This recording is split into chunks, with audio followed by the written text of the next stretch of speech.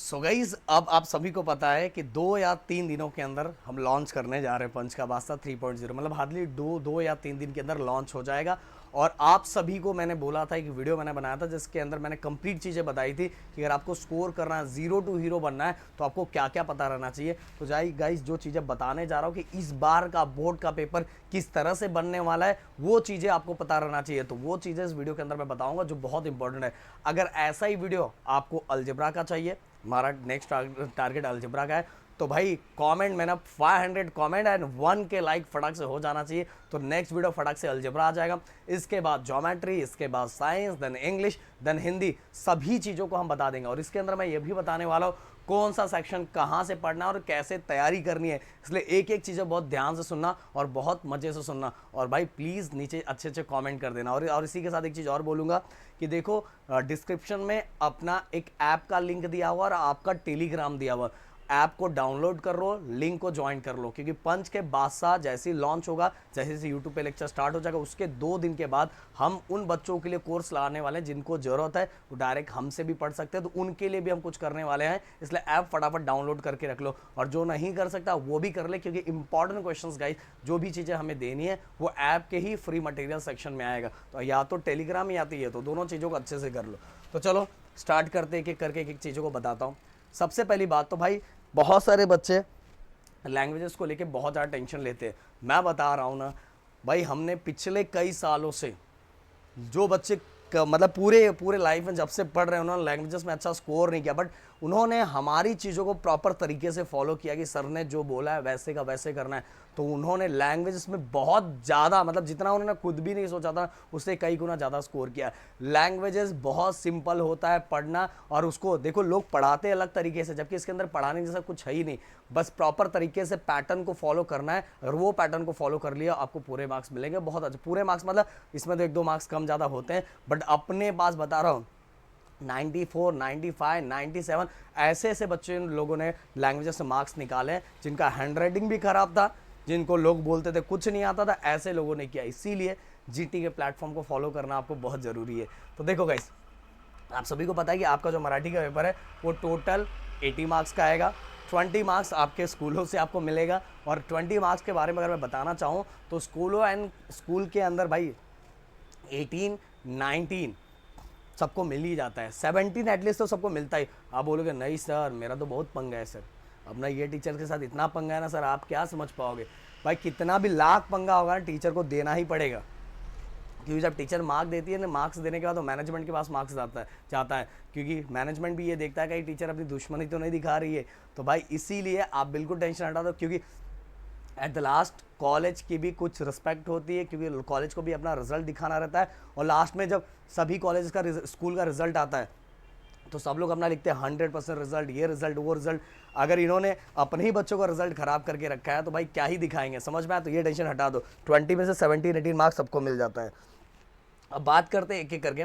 विभाग 1 गद्य विभाग, मतलब गाइस ये जो होता है ये सीन पैसेज, मतलब पैसेज वाला सेक्शन होता है। और इसके अंदर जो अ सेक्शन है, अ और आ, पठित उतारे, पठित उतारे मतलब गाइस ये हमारा सीन पैसेज होता है। सीन पैसेज मतलब हमारे बुक का ही, हमारे बुक में जितनी जो जो चीज़ें दी है उससे रिलेटेड बुक का ही कोई एक पैराग्राफ आएगा, जिस पैराग्राफ को रीड करके हमें क्या करना पड़ेगा, जो चीज़ें यहाँ पूछिए वो हमें आंसर देना पड़ेगा। तो पठित उतारे मतलब बुक का ही चीज़ आएगा, बाहर से नहीं आने वाला, मतलब बुक का ही पैसेज आएगा।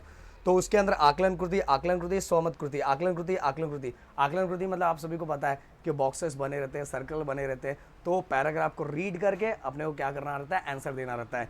और ये स्वमत कृति, आपको क्वेश्चन दिया रहेगा उससे रिलेटेड, उसमें आप क्या सोचते हैं, आपका मत क्या है वो लिखना रहता है। और ये होते हैं 3 मार्क्स का। तो इस तरह से आपको मार्क्स डिवाइड किया जाता है।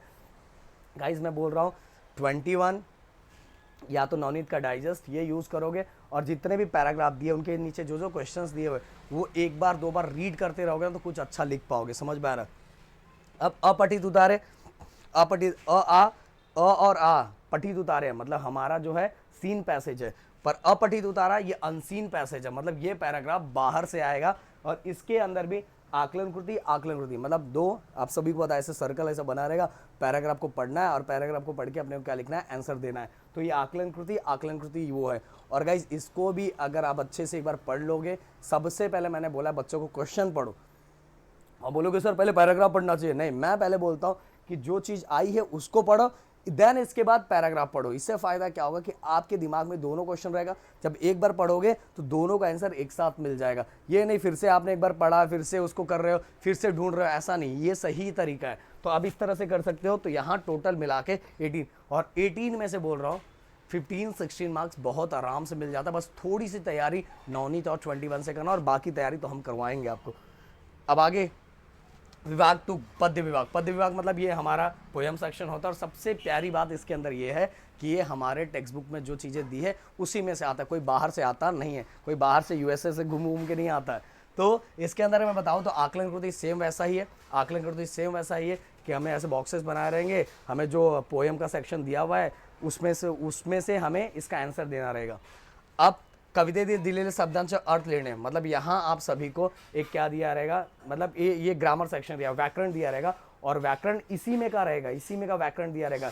इसीलिए अगर आप 21 और नवनीत रेफर करते हो ना, और उसके अंदर जो जो क्वेश्चंस दिए रहते हैं उसके नीचे जो ग्रामर दिए रहते हैं उसको भी रीड करते रहो, जिससे आप बहुत अच्छे से बिना पढ़े फटाफट लिख दोगे। एक बार आपने ऊपर देखा ना, नीचे आपको फटाक से उसका आंसर मिल जाएगा।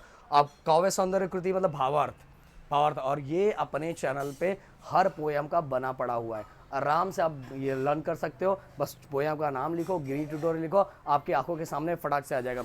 बट देखो एक चीज़ गाइस जरूर मैं बोलना चाहूँगा, ये पठित पद्य मतलब ये जो पोयम वाला सेक्शन है, इस सेक्शन की अगर तैयारी आप बस, जैसे कि बहुत बच्चे क्या करते हैं, ये वाला जो सेक्शन है, ये वाला सेक्शन अगर एक बार आप बुक इन मतलब जो चैप्टर होते हैं उनको रीड भी नहीं करते तो भी एक बार ये सेक्शन निकल जाता है।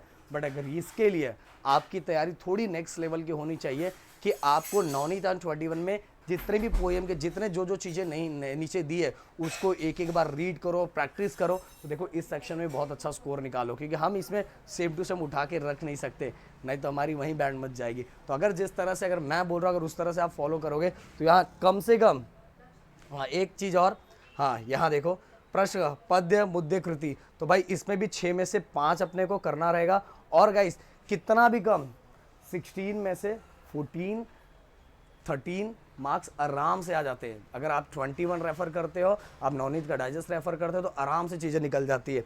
अब आगे चलते हैं, स्थूल वाचन। हाँ, विभाग 3 से अब ऐसी चीज़ें स्टार्ट होती है ना भाई कि ये सभी मार्क्स हमारे हाथ के, हमें फिक्स पता है कि ये आने वाला है, और ये यहाँ से हमारे हाथ के पूरे मार्क्स है, हम इसको अपने हाथ से ही जाने देते हैं। मैं जैसे बता रहा हूँ उसको उसी तरह से करना है। विभाग 3 स्थूल वाचन। अब स्थूल वाचन में जो भी हमारे रैपिड रीडिंग दिया हुआ है उसको क्या करना है, उसके नीचे जितने भी क्वेश्चन आंसर दिए उनको बाहर कर लो, लर्न कर लो, दिमाग में फिट कर लो, और उससे रिलेटेड जो क्वेश्चन आएगा उसको सेम टू सेम उतार दो, उसकी 10-10 बार 15 बार प्रैक्टिस कर लो, क्योंकि आपको पता है वो सेम टू सेम क्वेश्चन आने वाले। समझ में आ रहा है? तो टेक्स्ट बुक के जो नीचे उससे रिलेटेड दिया उसको भी कर लोगे तो भी आपकी बल्ले बल्ले। तो ये 6 में से एटलीस्ट यहाँ तो अपने को 5 मार्क्स निकालना ही चाहिए, क्योंकि अपने को पता है सेम टू सेम वैसा ही क्वेश्चन आने वाला है। अब विभाग 4, हाँ ये वाला विभाग ही पूरे अपने आपको अपने गिरी ट्यूटोरियल पे मिलेगा। गिरी ट्यूटोरियल लिखना, वो रैपिड रीडिंग स्थूल वाचन का पार्ट लिखना, आपको आपकी आंखों के सामने आ जाएगा। अब ये जो बताने जा रहा हूँ व्याकरण, जो विभाग 4 में और जो सेक्शन है व्याकरण कृति, जो भी आपको वाक्य प्रकार, वाक्य रूपांतर, वाक्य प्रचार, सब कुछ अपने गिरी ट्यूटोरियल के प्लेटफॉर्म पे दिया हुआ है। तो ये सभी आपके हाथ है, बस एक बार देख लोगे ना। वीडियो का लेंथ हमने बहुत बड़ा नहीं बनाया, इवन 1 शॉट वीडियो भी बनाया कि आप आराम से हर बच्चा बहुत अच्छे से समझ सकता है। इसके बाद भाषिक कृति हमने बताया व्याकरण है, और ये भाषिक कृति मतलब शब्द संपत्ति, लेखन नियम, विराम चिन्ह, ये भी हमने आपको एक्सप्लेन किया हुआ है। बस ये टॉपिक का नाम डालना है, गिरी ट्यूटोरियल डालना है, आपकी आंखों के सामने प्रकट हो जाएगा। तो भाई ये 16 के 16 मार्क्स जो है ना, ये 16 के 16 मार्क्स, ये व्याकरण, ये विभाग 4 वाला, ये अपने हाथ का है, अपने हाथ का। और ये अगर आपको और तैयारी करनी है तो पहले चीज़ों को देख के समझ लो। देख के समझने का 21 में जितने विराम चिन्ह, लेखन नियम से रिलेटेड जो क्वेश्चन थे उनकी प्रैक्टिस कर लो, और बाकी तो हम अपने उसमें करवाने वाले आपको। अब विभाग 5 की अगर मैं बात करूँ, इसके अंदर मैं आपको ये बताने वाला हूँ कौन सा सेक्शन करना है क्या नहीं करना है, इसलिए इसको ध्यान से सुनो।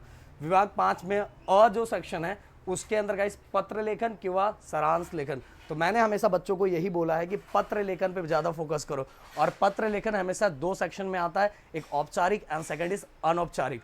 मैंने बच्चों को बोला है कि भाई औपचारिक पत्र हमेशा लिखा करो, कि फॉर्मेट फिक्स होता है, और अपने चैनल पे वो भी दिया है, एकदम फॉर्मेट फिक्स है। वही फॉर्मेट को अगर फॉर्मेट को आप समझ के थोड़ा बहुत ऊपर नीचे करके भी लिख देते हो ना, तो भी भाई ये 6 में से ना 4.5 मार्क्स कहीं नहीं गए।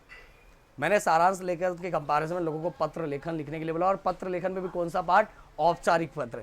आगे अगर आ की बात करूं तो आ में फिर से 3 में से कोई 2 करना है, जाहिरात लेखन, बातमी लेखन और कथानक लेखन। मैंने बच्चों को बोला जाहिरात और बातमी लेखन लिखो, क्योंकि इसका फॉर्मेट होता है और इसमें इतना नहीं भर भर के इधर उधर की चीज़ें लिखनी थी। जाहिरात एंड बातमी लेखन एक फॉर्मेट होता है और फॉर्मेट में हर फॉर्मेट के मार्क्स मिलते हैं। कथा लेखन में कोई फिक्स नहीं हुआ, कहीं भी टीचर ऊपर ऊपर नीचे कर सकती है, बट जाहिरात लेखन बातमी लेखन में अगर आपने फॉर्मेट पूरा अच्छे से समझा और उस फॉर्मेट वाइज चीज़ों को कर दिया तो भाई आपके पूरे बल्ले बल्ले मार्क्स मिल जाएंगे। और ये दोनों सेक्शन फिर से गिरी ट्यूटोरियल पे है।